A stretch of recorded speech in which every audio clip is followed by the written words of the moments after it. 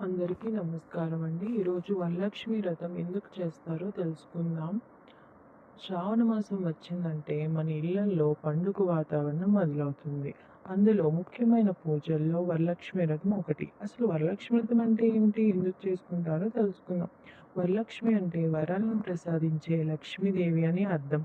ధనం మాత్రమే కాదు, కుటుంబంలో సుఖ సంతోషాలు, ఆరోగ్యం, ఐశ్వర్యం, సౌభాగ్యం కలగాలని భక్తులు అమ్మవారిని ప్రార్థిస్తారు. పురాణ కథనం ప్రకారం చారుమతి అనే భక్తురాలు లక్ష్మీదేవిని ఎంతో భక్తితో పూజించేది.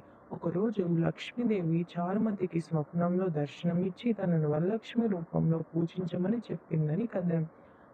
అమ్మవారు ఆదేశం ప్రకారం చారుమతి ఆ వ్రతాన్ని భక్తి శ్రద్ధలతో ఆచరించింది. ఆమెతో పాటు ఇతర స్త్రీలు కూడా ఈ వ్రతాన్ని ఆచరించారని పురాణ కథనం చెబుతుంది. అప్పటి నుంచి వరలక్ష్మి వ్రతం భక్తి శ్రద్ధలతో ఆచరించే ముఖ్యమైన వ్రతంగా ప్రసిద్ధి చెందింది. ఈ వ్రతంలో వరలక్ష్మీదేవిని అలంకరించి కలశాన్ని ప్రతిష్ఠించి పూలు, పళ్ళు, నైవేద్యాలతో అమ్మవారిని పూజిస్తారు.